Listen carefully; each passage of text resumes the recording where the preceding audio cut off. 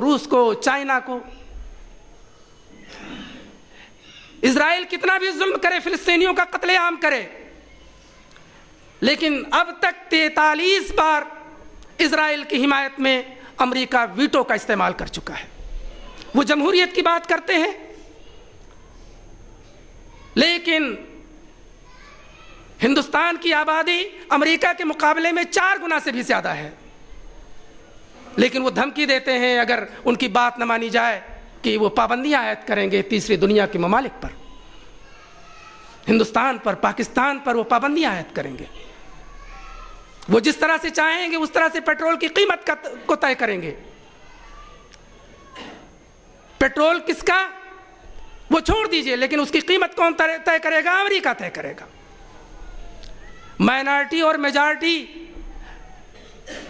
میں جو اصل مسئلہ ہے اس کو آج تک یہ جمہوریت کے علمبردار حل نہیں کر سکے کہ کوئی گجرات میں کتنا بھی قتل عام کرے, 1-2 دن نہیں بلکہ مہینوں تک قتل عام کرے, لیکن اگر میجارٹی اس کو ووٹ دے کر کے پھر اقتدار میں لے آئے تو سارا کا سارا قتل عام جائز ہے.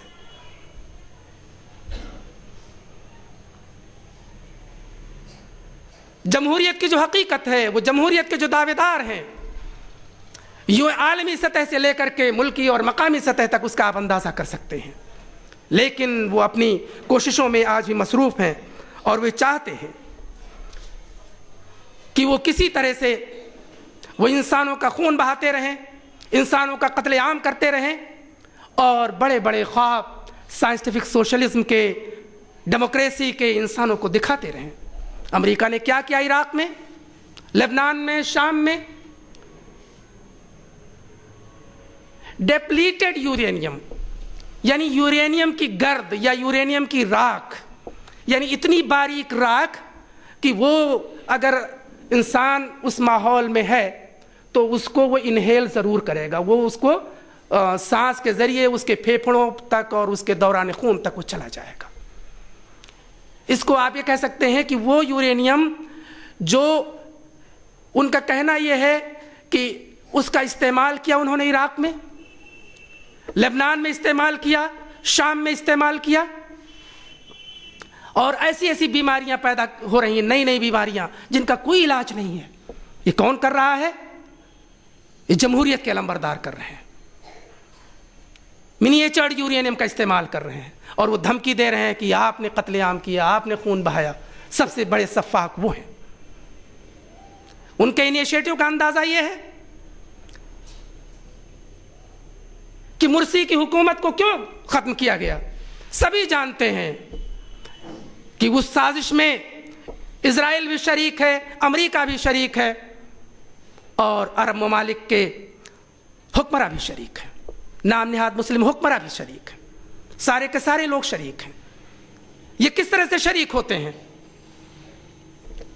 میں نے قرآن کی اس آیت کا تذکرہ کیا, میں اس کو پھر اس کے ڈیٹیل میں جانا چاہتا ہوں. بسم اللہ الرحمن الرحیم. کنتم خیر امت اخرجت للناس, تم بہترین جماعت ہو. وہ جماعت موجود ہے آج؟ مدرسوں میں بھی کیا پڑھایا جاتا ہے؟ آپ کہہ سکتے ہیں بالکل یقین کے ساتھ کہ مسلک پڑھایا جاتا ہے. ہر مدرسے کا ایک مسلک ہے, اور اس سے جو نکلنے والا طالب علم ہے وہ ایک مسلک کا علمبردار ہوتا ہے. اور پھر آپ یہ کہہ سکتے ہیں کہ اب تو مسجدیں بھی مسلک کے نام پر تعمیر کی جاتی ہیں, اسلام کی مسجدیں نہیں, فلاں مسلک کی مسجد. یہ جماعت آپ کی موجود ہے. تو پھر وہ جماعت کا نصب العین کہاں جائے گا؟ برائیوں سے روکنا, برائیوں کا حکم دینا, نیکیوں کا حکم دینا, امر بالمعروف اور نہی عن المنکر, یہ کیسے آپ کریں گے؟ یہ تو جماعت الجماعت کی شکل میں امریکہ سے آپ ڈریں گے اور پھر امر بالمعروف اور نہی عن المنکر کریں گے. امریکہ کی مرضی سے آپ حکومت بنائیں گے اور پھر امر بالمعروف اور نہی عن المنکر کریں گے. اور بات یہیں تک محدود نہیں ہے. ابھی 10-12 سال پہلے امریکہ کا ایک اسٹریٹجک ادارہ ہے, شارٹ میں جسے کہتے ہیں رینڈ, RAND, رینڈ. بہت مشہور ہوئی وہ تمام باتیں، اور مختلف لوگوں نے یہاں پر جو بھی موجود ہیں ان کے نالج میں وہ بات ہوگی۔ رینڈ نے تحقیق کرنے کے بعد پوری دنیا کے جو مسلمان ہیں ان کو 4 گروپس میں تقسیم کیا۔ آپ مسلک کے نام پر تقسیم ہونا چاہتے ہیں، فرقوں کے نام پہ تقسیم ہونا چاہتے ہیں، اور آپ کو تقسیم کرنے کی سازشیں کہاں ہو رہی ہیں؟ بڑے بڑے اداروں میں، ان میں بڑا سرمایہ خرچ ہوتا ہے اور ریسرچ کے بعد وہ چیزیں آتی ہیں۔ انہوں نے کہا کہ ایک تو روایت پسند مسلمان ہیں، جو بس مسلمان پیدا ہو گئے، کچھ رسم و رواج ہیں ان کو جانتے ہیں، جو کچھ انہوں نے سیکھا اس پر کر لیتے ہیں۔ ایک وہ مسلمان ہیں جو سیکولر ہیں، یعنی جو ہم کہتے ہیں ہماری سوچ کے مطابق وہ بات کرتے ہیں۔ ایک وہ مسلمان ہیں جو ماڈرن ہیں، جو اسلام کو ماڈرنائز کرنا چاہتے ہیں، اسلام میں کچھ تبدیلی کرنا چاہتے ہیں، جو ہم یہ کہہ سکتے ہیں کہ جس طرح سے جدید دنیا کے تقاضے ہیں اس کے مطابق کچھ اسلام کو بھی ماڈرنائز کیا جائے، کچھ اس میں چینج لایا جائے۔ اور ایک وہ مسلمان ہیں جو فنڈامنٹلسٹ ہیں، بنیاد پرست ہیں، اور یہ بنیاد پرست مسلمان سب سے بڑا خطرہ ہے۔ اور پھر وہ آگے اس میں تفصیلات ہیں کہ بنیاد پرستوں کی مخالفت کسی بھی طرح سے ضروری ہے، اور اس کے لیے ہمیں جو ماڈرن مسلمان ہیں اور بنیاد پرست مسلمان ہیں تو ماڈرن مسلمانوں کو ان کے مقابلے میں ہر طرح سے تعاون دینا چاہیے، روایت پسند مسلمانوں کو بھی تعاون دینا چاہیے، تاکہ وہ اپنے جو وہ اسلام جس میں کوئی حرکیت نہیں ہے، جس میں کوئی انیشیٹو نہیں ہے، جس میں کوئی پہل نہیں ہے، اس اسلام پر وہ عمل کرتے رہیں تو ہمیں کوئی خطرہ نہیں ہے۔ اور ایسے مسلمان جو ماڈرن بننا چاہتے ہیں ان کو رقص، موسیقی اور اس طرح کی جو چیزیں ہیں جدید دنیا کے سنیما، ان میں ان کو پروموٹ کرنا چاہیے، آگے بڑھانا بھی چاہیے۔ یہ 10-12 سال پہلے کی یہ رپورٹ ہے۔ آج ہم دیکھتے ہیں کہ وہ فیلڈز جہاں اسلام کا اور غیر اسلام کا ٹکراؤ ہے اس میں مسلمان نام رکھنے والے لوگوں کو پروموٹ کیا جاتا ہے، وہ آگے بڑھ رہے ہیں، بہت بڑے سنیما کے اسٹار ہیں، وہ کھلے عام شراب پئیں گے، کھلے عام عریانیت پھیلائیں گے، اور وہ ایک جو نئی جنریشن ہے اس کو ایک میسج بھی دیں گے کہ ان کا آئیڈیل، وہ ان کے آئیڈیل ہیں۔ اور اس میں یہ بات کہی جا رہی ہے کہ ہمیں بہرحال یہ کشمکش، یہ گروپ میں کشمکش پیدا کرنا چاہیے۔ تو آج جو مسلک باز علماء ہیں جب وہ کھڑے ہو کر کے مسلک کی بات کرتے ہیں، جب وہ کھڑے ہو کر کے اپنے ہی مسلمان بھائیوں کو ڈسکریج کرتے ہیں، ان کے خلاف وہ باتیں جو صحیح ہیں، وہ باتیں جو غیر صحیح ہیں، سب کچھ روا روی کرتے ہیں کہ مسلم جو اسلامی الجماعت ہے وہ برپا نہ ہونے پائے، وہ منتشر ہو جائے، اس میں ٹکراؤ پیدا ہو جائے۔ اور رینڈ کی ریسرچ، امریکہ بہادر کی بھی ریسرچ اور کوشش یہی ہے۔ آج بھی مصر میں جو فوج نے اقتدار سنبھالا ہے تو ہندوستان میں بھی جو مسلک باز علماء ہیں وہ امریکہ اور اسرائیل کے سپورٹ میں ہندوستان میں بھی تقریریں کر رہے ہیں۔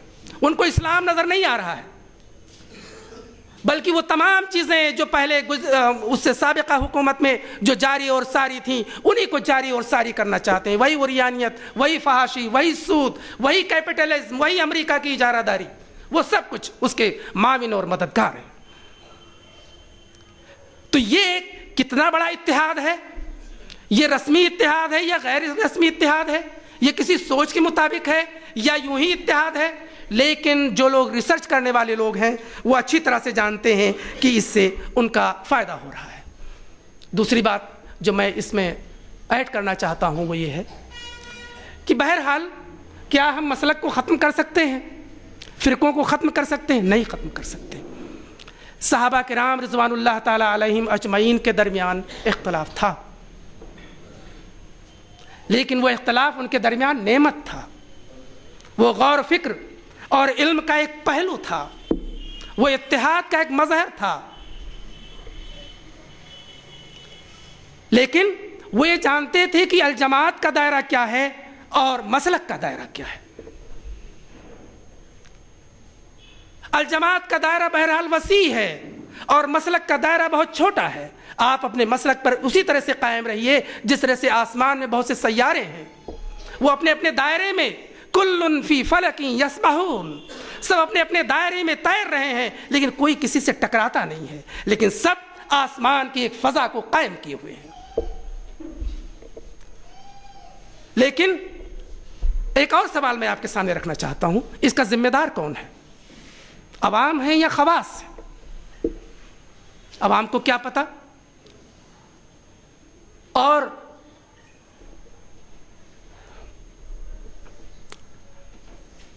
کہ مسلک کا دائرہ کیا ہے, مسلک کیا چیز ہے؟ وہ تو یہ جانتا ہے کہ یہ ہمارے مولانا ہیں اور انہوں نے جو تشریح اور تعبیر کی, قرآن کی آیت کی, وہ بالکل برحق ہے اور یہ غلطی کر ہی نہیں سکتے. غلطی کر نہیں سکتے, غلطی تو اللہ سے نہیں ہو سکتی. لیکن اب دعویٰ یہ ہو گیا کہ ان کے مولانا بھی غلطی نہیں کر سکتے. کہاں سے یہ تضاد آ رہا ہے؟ اور اس کو بتانے کی ذمہ داری کس پر ہے؟ ظاہر ہے علماء کے اوپر ہے, اور جس مسلک کے علماء ہیں ان کی ذمہ داری ہے کہ یہ تحقیق ہے ہمارے عالم دین کی, لیکن اس کا ایک دائرہ ہے, اس پر تم انفرادی حیثیت میں عمل کرو یا اجتماعی حیثیت میں عمل کرو, لیکن الجماعت کو منتشر نہ ہونے دو. اور الجماعت کا جو عظیم نصب العین اللہ سبحانہ و تعالیٰ نے عائد کیا ہے, امر بالمعروف اور نہی عن المنکر, اس رخ پر تم گامزن رہو. اس کے ذمہ دار خواص, اس کے ذمہ دار عوام نہیں ہیں, بلکہ اس کے ذمہ دار خواص ہیں. یہ ان کی ذمہ داری ہے کہ وہ بتائیں. اس کے ذمہ دار علماء ہیں, مسلک باز علماء ہیں, انہوں نے الجماعت کو منتشر کر رکھا ہے, اور یہ ایک بہت بڑی ذمہ داری ہے ان کے اوپر عائد ہوتی ہے کہ جو صرف مسلک کی بات کرتے ہیں اپنی تقریروں میں, لیکن اسلام کی بنیادی تعلیمات, سورہ فاتحہ کا اصل پیغام کیا ہے, اس کی اصل روح کیا ہے, اس کی اصل حرارت کیا ہے, وہ بتانے کی توفیق نہیں ہوتی. لیکن وہ تمام چیزیں جو ٹکراؤ اور انتشار پیدا کرتی ہیں, اس کے لیے وہ پورا گرم جوشی کے ساتھ سارا نزلہ اسی پر گرا دیا جاتا ہے. تو یہ جو مسئلہ ہے, یہ امت کے اندر اس مسئلے کا حل کیا ہے, یہ بہرحال ایک لمحہ فکریہ ہے. میں آپ کے سامنے یہ بات رکھنا چاہتا ہوں. اب آگے سوال یہ اٹھتا ہے کہ کسی بھی سماج کو ہم کس طرح سے دیکھتے ہیں. یعنی یہ بات جو نبی کریم علیہ السلام نے فرمائی تھی کہ ایک عورت تنہا سفر کرے گی دور دراز کا. میں دور دراز کا لفظ اس لیے استعمال کر رہا ہوں, نبی کریم علیہ السلام نے جو لفظ استعمال کیا تھا 2 مقامات کا, صنعاء سے حضرموت تک سفر کرے گی, یعنی بہت دور دراز کے مقامات تک تنہا سفر کرے گی, اور اسے کوئی ٹوکنے والا نہیں ہوگا, اور وہ سونا اچھالتے ہوئے سفر کرے گی. اب یہ تو چیلنج ہے آج کے معاشرہ کے لیے, ہندوستانی معاشرہ کے لیے, مسلم معاشرہ کے لیے, غیر مسلم معاشرہ کے لیے, کیپٹلزم کے لیے, جمہوریت کے لیے, سائنٹیفک سوشلزم کے لیے, کہ یہ چیلنج ہے بہرحال کہ اگر تم دعوے دار ہو تو انسانی مسائل آج کیوں موجود ہیں, قتل و غارت گری کیوں نہیں ختم ہو رہی ہے, غریب کیوں پریشان ہے, نفرتیں کیوں عام ہیں. تو اس کے معنی یہ ہے کہ تمہیں یہ اعتراف کرنا ہوگا کہ تمہارا نظریہ اور تمہاری فکر ناکام ہو چکی ہے. لیکن وہ کیوں اعتراف کر لیں؟ بات شروع میں جب میں عقیدے کو ڈیفائن کر رہا, وہ تھیوری اور پریکٹس کو ڈیفائن کر رہا تھا, تو میں نے ایک بات رکھی تھی کہ لوگ اپنی اپنی فکر کے مطابق کوششیں کر رہے ہیں. آپ اپنی فکر کے مطابق کوشش کر رہے ہیں یا نہیں کر رہے, یہ آپ کے سامنے سوال ہے. یہ کشمکش بہرحال موجود ہے. علامہ اقبال نے کہا تھا کہ ستیز کار رہا ہے ازل سے تائم روز, چراغ مصطفی سے شرار بو لہبی. یہ تو کشمکش رہے گی. لیکن اب آج کا جو مسلمان ہے, جو سیکولر مسلمان ہے, وہ ماڈرن مسلمان ہے, جو مسلمان پولیٹیشین ہے, وہ کیا ہے؟ یہ میں عملاً جو گفتگو لوگوں سے ہوئی ہے وہ میں آپ کے سامنے پیش کرنا چاہتا ہوں. وہ مارکسزم کا علمبردار ہے, لیننزم کا علمبردار ہے, گاندھیزم کا علمبردار ہے, ان کا کہنا یہ ہے ہمارے مسلم لیڈرشپ کا کہ دیکھیے یہ جو ہندوستان ہے یہ کثیر المذہبی کثیر الثقافتی ملک ہے. یہاں پر اسلام کی بات اپنے گھر میں کر لو، باہر جب سماج کی مسائل کو حل کرنے کا معاملہ ہو، سماج کی تعمیر کا معاملہ ہو، لوگوں کے مسائل کے حل کرنے کی بات ہو، تو وہاں پر اسلام کی بات نہ کرو. یہ بات کون کہتا ہے؟ میں دعوے کے